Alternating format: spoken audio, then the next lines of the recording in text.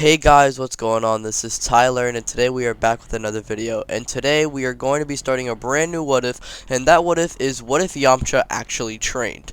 Shout out to Tommy Wallace for suggesting this what if. I thought it was a really fun idea and decided to do it because of you, so thank you, Wallace. Anyways, with that out of the way, let's get right into the video. The story takes place 2 years after Goku defeated Piccolo Jr. back in the 23rd Budokai. One day when it's just Yamcha and Puar, he would just look over the horizon thinking about what he could have become as a fighter. He would then say to Puar that he's never helped when the world was in danger. Even when he tries, he was just never strong enough and always was a liability. Yamcha would then remember how a couple years ago when he prepped for the 23rd Budokai, he trained with the white cat named Korin, and he never got a chance to complete his training. And so because of that, he would go up to Korin Tower and train with Korin once again. When he gets up, he would encounter Korin and would explain why he's here, and his reason is to get stronger and complete his training. Eventually, he would finish his training and would end up with Yamcha drinking the divine water. When Yamcha drinks it, now he feels overwhelming power within him. After this, Korin would smirk and say, "Your final test is against me," and gets in a fighting stance. Yamcha would also get in a fighting stance, and both of them would clash and the battle would begin. Now, with Yamcha's newfound power, he would go on to defeat Korin, I believe, and after this, Korin would say he's ready to climb up the tower and approve of him so he can go up the tower. He would look at Puar with a smile and saying how he needs to push further and beyond. He would climb up the tower and arrive at the lookout. He would encounter Popo and Kami would recognize since they scrapped at the 23rd Budokai and ask Yamcha why is he here. Yamcha would explain himself saying how he wants to get stronger and keep up with the others to face off against future threats. He wants to catch up before he becomes a laughingstock of the group. Kami would understand and would tell Yamcha that the training is very difficult and that he would have to put his all into it if he's trying to survive. Yamcha accepts the challenge and decides to train with Popo and Kami. Yamcha is shown to be meditating at the lookout with Mr. Popo. Kami is looking at Yamcha with a proud expression on his face. To clarify, Yamcha has completed his training 7 months ago and has been spending the last 5 months meditating and training with Popo. And Puar did stay with Yamcha as emotional support, and Yamcha did have an on-again, off-again with Bulma. They're so far on a relationship, but right now Yamcha's just focusing on his training, and Bulma can respect that. So they are having a relationship and getting along, but it's not like an everyday thing, since Yamcha needs to train and all that. As they're at the lookout, they would send a large power level heading to Kame House. It's Raditz. Yamcha would tell Kami that he'll take care of it, and as this happens, he would jump down from the lookout and fly to Kame House. Raditz is currently introducing himself and would fling his tail at Krillin.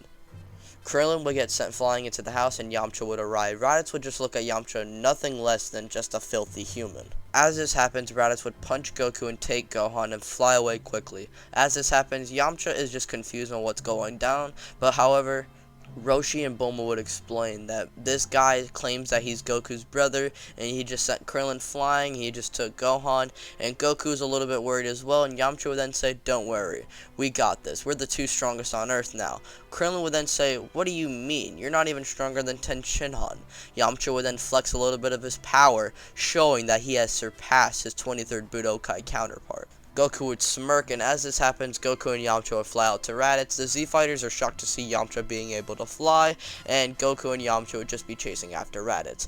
As they're chasing after Raditz, they would encounter Piccolo. Piccolo would be warning them about Raditz's strength, and if that they're going to try and beat him, they're going to need some help. And so, Yamcha, Goku, Piccolo form an alliance to take on Raditz. Now, I believe this plays out a lot like in the original. Raditz would body Goku and Piccolo. Goku and Piccolo would take off their weights. Goku would be at a power level of 416, while Piccolo would be at a 408. And when he reads Yamcha's, he's shocked to see a power level of 480. Piccolo and Goku are also shocked to see Yamcha stronger than them. Yamcha would chuckle saying how his training worked out after all, but his proud moment would be killed by Raditz raging at the 3 of them. And so Goku, Piccolo, and Yamcha 3v1 Raditz. Now, when they fight Raditz, it's really not that much of a difference with Yamcha there. It's just the fact that Raditz has to exert more of his power, which would give him more of an opportunity to clap all 3 of them. So everything would stay as per normal until Gohan breaks out of the Saiyan pod. When Gohan charges at Raditz, it connects and damages him, but most importantly pisses him off. Raditz goes up to Gohan to knock him out, but Yamcha gets in the way and saves him. However, Raditz isn't fond of this and would simply blast the hole through his chest, sending him flying into a mountain, and Yamcha's vision would fade to black. Yamcha is dying really fast, and so Goku and Piccolo need to hurry this up and finish off Raditz. And so Goku would use all the energy that he has left to get Raditz into a full Nelson and would tell Piccolo to fire his special beam cannon. Piccolo, like in the original, would fire the attack, killing Goku and Raditz.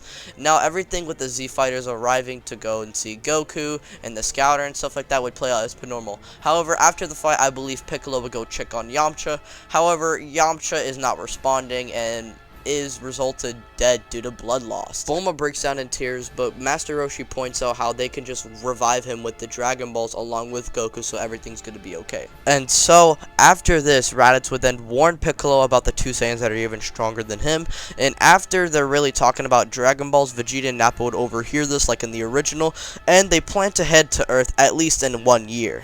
Also, since Yamcha died along with Goku, Kami would recommend King Yemma for Yamcha and Goku to train with King Kai, and so Goku and Yamcha would be successfully recommended, and they would both be heading down Snake Way. And so the Earthlings train for the Saiyan threat. The training process for the humans, with the exception of Yamcha, plays out as per normal, along with Gohan and Piccolo's training, that plays out as the same. However, since Goku and Yamcha are both on King Kai's planet, they would be able to catch bubbles and hit Gregory pretty quickly.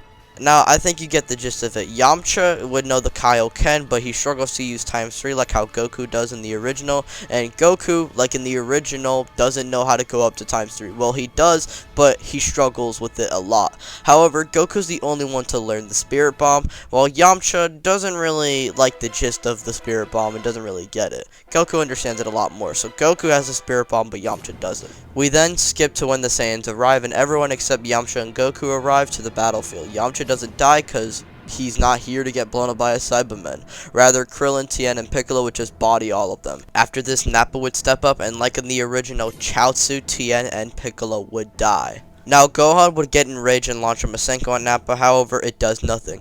All hope is lost for the Earthlings, and Krillin and Gohan are on their last legs, until, bam, Yamcha and Goku arrive to the battlefield. Goku and Yamcha see the bodies of their allies, confused on what's going on. However, before they could jump to any conclusion, Krillin would go on to explain what happened, and how the Big Saiyan was the one who killed Tien, Chaozu, and Piccolo. This would enrage Yamcha and Goku, and like in the original, Vegeta would read their power levels. Goku has a power level of 8,000, however Yamcha has a power level of over 9,000. Vegeta points at Goku, saying how he wants to battle and destroy this low-class trash. Nappa, you handle the Earthling. And so Goku would be fighting Vegeta, while Yamcha would be fighting Nappa. When Nappa and Yamcha fight, Yamcha would get in a fighting stance, and Nappa would charge at him, saying that there's no way he has a power level of over 9,000, and that Vegeta's Scouter is broken. However, Yamcha would put that theory to the test, as he proceeds to completely make Nappa look like a fool. He would be dodging every single attack that Nappa throws, and when Nappa thinks he's finally caught him, Yamcha just blocks it with his newfound power. Yamcha would end the fight with a Kamehameha, firing at Nappa and completely overpowering him. Nappa would die to Yamcha rather than Vegeta in this timeline. Goku vs Vegeta would happen the same, as I believe Yamcha would be told by Goku to not help out. Goku would use his Kaioken technique, however Vegeta still bests him. Before Goku pushed himself to using the Kaioken ×3 attack, Yamcha would interfere, saying that that technique is too risky and the two of them would be enough to fight Vegeta. And you know, Goku, that we can't go against the King Kai's word.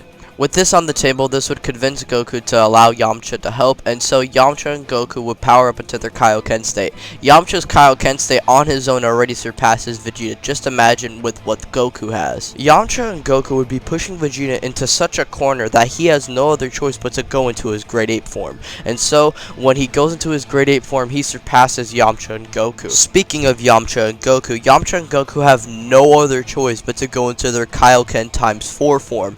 Reason why is because they know that the Kaioken ×2 isn't enough. Even the Kaioken ×3 is not going to be enough. They need to use all of their power. And so Yamcha and Goku both power up into their Kaioken ×4 state and launch two Kamehamehas. Both Kamehamehas combine with each other and make an even bigger Kamehameha. This Kamehameha would be rushing at Vegeta, however Vegeta would have enough time to counteract this Kamehameha with his own mouth beam. And so when both beams clash, Vegeta easily wins the clash and sends Goku and Yamcha flying back.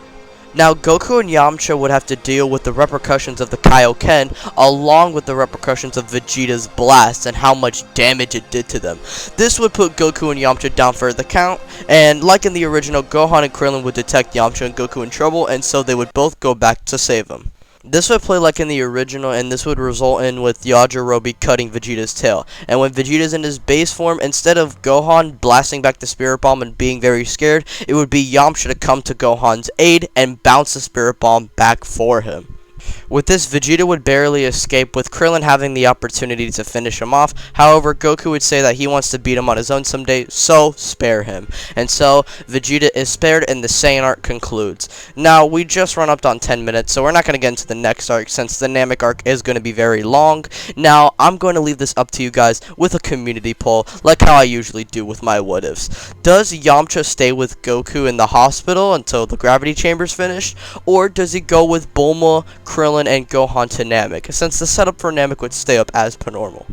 Remember, your votes drastically change the outcome of the story, so be sure to vote very carefully. With that out of the way, I want to thank you guys for watching the video, and if you guys want part 2, be sure to comment down in the comment section below, or join the Discord so you can personally interact with me and a lot of other great members of the Discord. And with that out of the way, be sure to follow my Twitter, Tyler_, link in the description. Also, credit to the Yamcha art that I used in the video with the Kaioken, you know, it was really cool. Anyways, finally, ladies and gentlemen, with that out of the way, I'm gonna get up out of here. Again, thank you guys for watching, and if you're new, be sure to hit the subscribe button and hit the bell notification because YouTube tends to fuck up sometimes. Anyways, with that out of the way, peace out, bye.